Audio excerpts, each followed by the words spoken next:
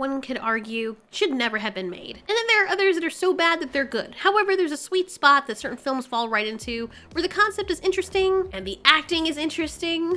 Sort of. But the plot devices and motivations for the characters doing certain things just don't make any sense. Then it becomes so bad it's annoying. Well, and there's something wrong with the children. 2023, the horror film, that's exactly what's happening. Two married couples, one with kids and one's without, check out some abandoned ruins in the back forests of their vacation spot behind their cabins. Thomas and Ellie, the parents who have kids, have some serious tension between them, and we find out later it's because they went swinging, which is a term for couples sleeping with each other's people. The husband apparently wasn't okay with it, but the wife was very okay with it because her experience was off the charts. Her words exactly. Their two kids, Margaret, the daughter, and her younger brother, Spencer, start acting strange when they go into the abandoned fort and even after it. First of all, for some place that is completely alien to you, why would you even let the kids out of your sight? It's dark in there on top of that, so you don't know if they're gonna fall or slip. No one has previously mapped the place. It's just very irresponsible. I wouldn't even let my dogs out of my sight, and I would certainly not turn my back to them if I knew there was a huge chasm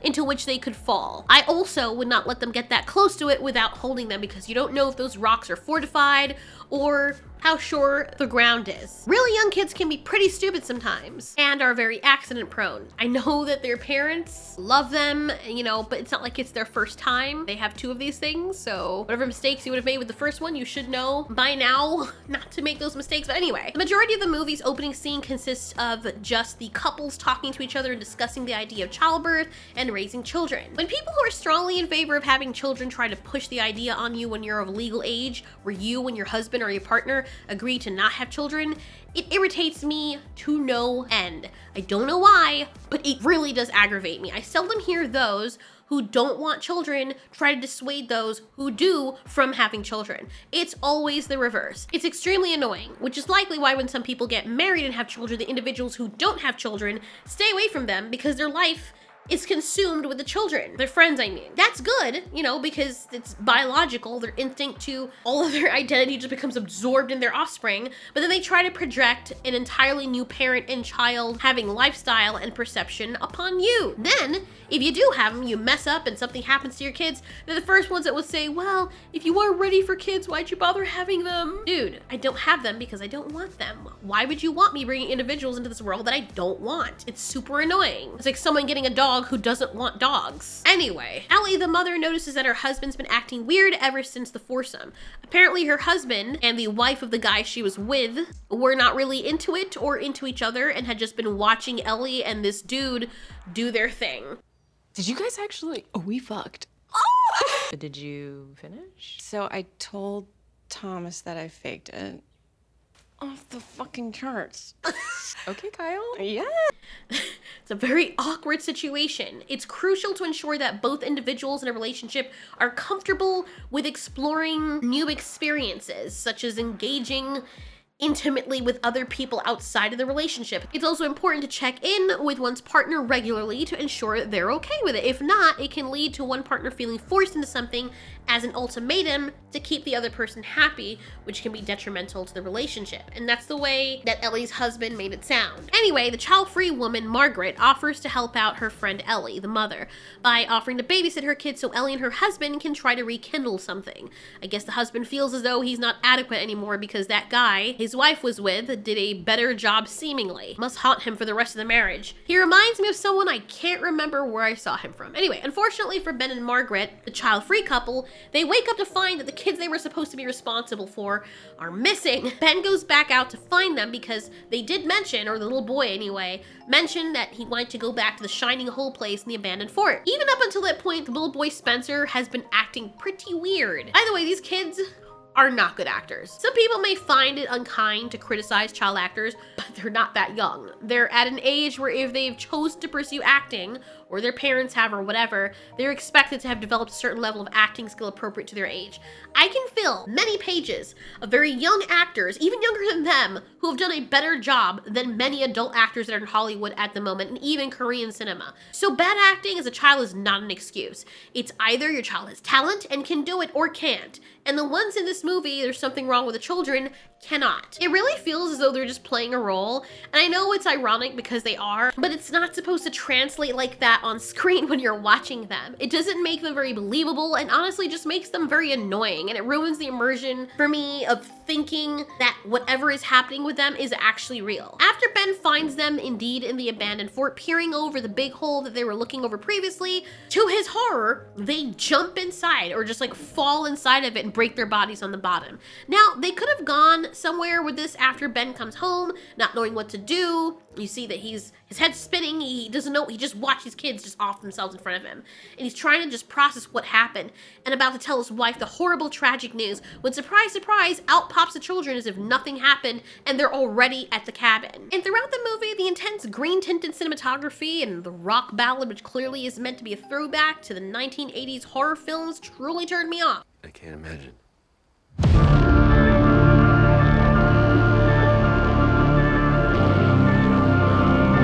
It's like they were trying so hard to be It Follows that it came across as very distracting. The movie It Follows is very credible since you can't tell for sure when exactly it takes place and because it actually has an 80s vibe. This movie does not. Therefore, their attempt to pay homage to 80s films only comes off as incredibly corny and insincere. The creators are probably fans of Stephen King, I'm not sure, just based on their presentation. We want to play with you now.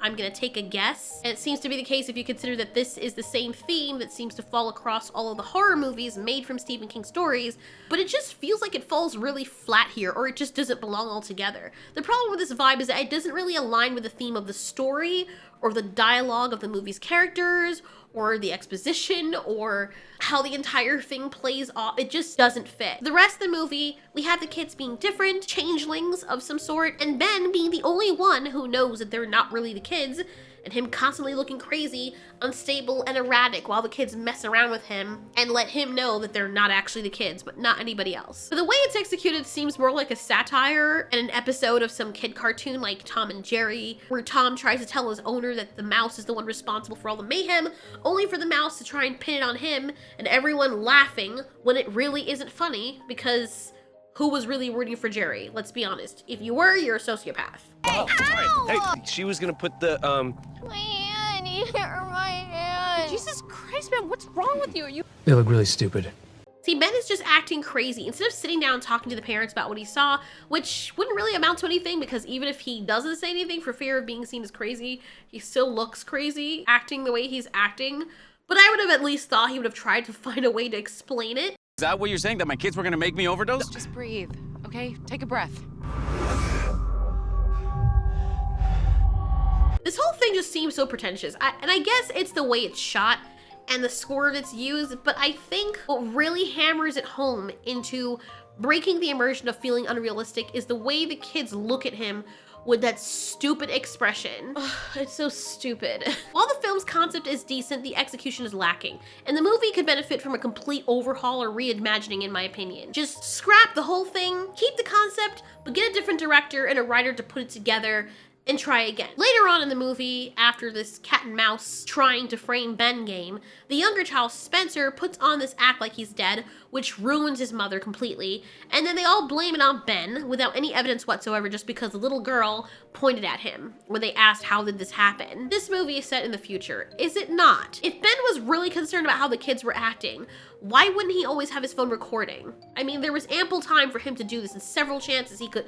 Anyway, he tries to take his wife back to show her the bodies of the kids, which were conveniently no longer there in the abandoned fort. Then the little girl starts acting weird towards the other grown-ups, and Margaret soon realizes that her husband has been telling the truth all along. Having left Ben at the ruins by himself to contemplate everything that's been going on, she comes back to find that Ellie has been attacked by a very alive Spencer who had only been pretending to be dead. It's also clear that the chittering noises and the way the kids are behaving, Oh, hell no. that they're obviously not human. I mean, big shocker there. I guess that's supposed to be the reveal. And all of this would have been creepy if it wasn't executed so stupidly and poorly portrayed on behalf of the direction and lack of talent by the young actors.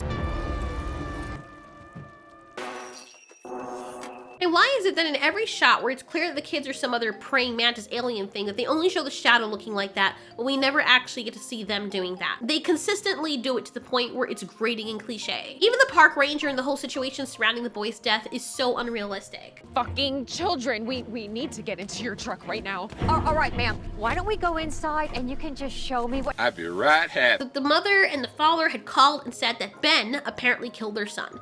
And it took the police the entire day to send a vehicle to the cabin when there was a report of a murder of a young person.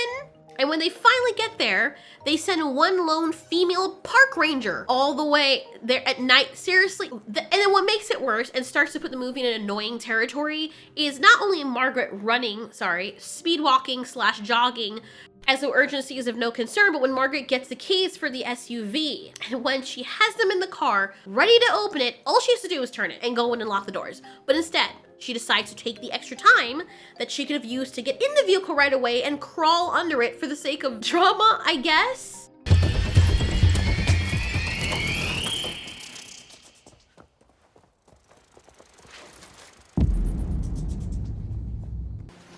She's wasting her time. Oh my god, it's so cringy, I can't. It feels like a game of hide and seek and tag. I came up with a game like that. It's called Hide and Tag or Hunter and Prey. Good times. And then we introduced the Nerf guns. Anyway, off topic.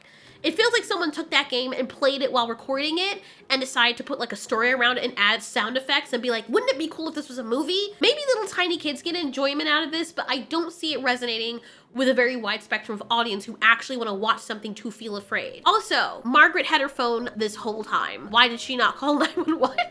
Why did she go back in the house with Ben?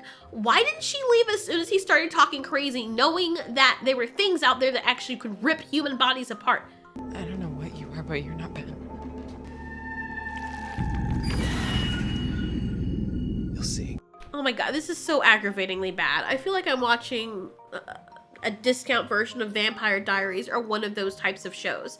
The creepy bug imposters of the kids capture Margaret and bring her back to the abandoned fort, and I guess they're pouring people's bodies in there. She does have a few chances to get up and just run, but she waits the last minute and then she decides to push them into the hole, which I guess I can't blame her for. When she comes back, Ben is still there, ready to induct her into their little hive when Thomas suddenly jumps in to save her life. It's commendable that the character had the presence of mind to drive away from the situation, and it's actually refreshing that the movie didn't resort to the cliche of breaking down the car. However, personally, I would have not stopped driving until I felt like I was a safe enough distance away, and I mean really far. When she starts screaming in the car, it's eerily reminiscent of The Descent when the girl thought she got away. At this moment, I sympathize with Margaret's character and what she can only be thinking or processing.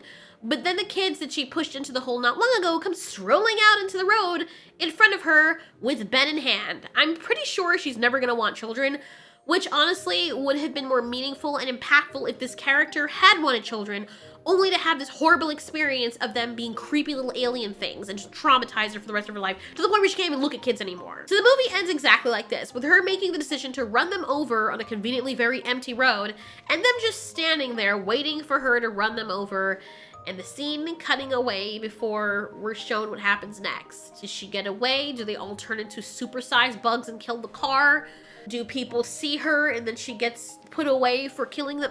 Anyway, aside from the obvious product placement for Toyota, which probably didn't do them any favors, but also probably why the car is never shown broken down, the movie's ending left a lot to be desired. The concept wasn't bad. The execution definitely needed work. Oh boy, like stale soda. The entire 80s vibe really did not fit this film, and it felt really odd and out of place.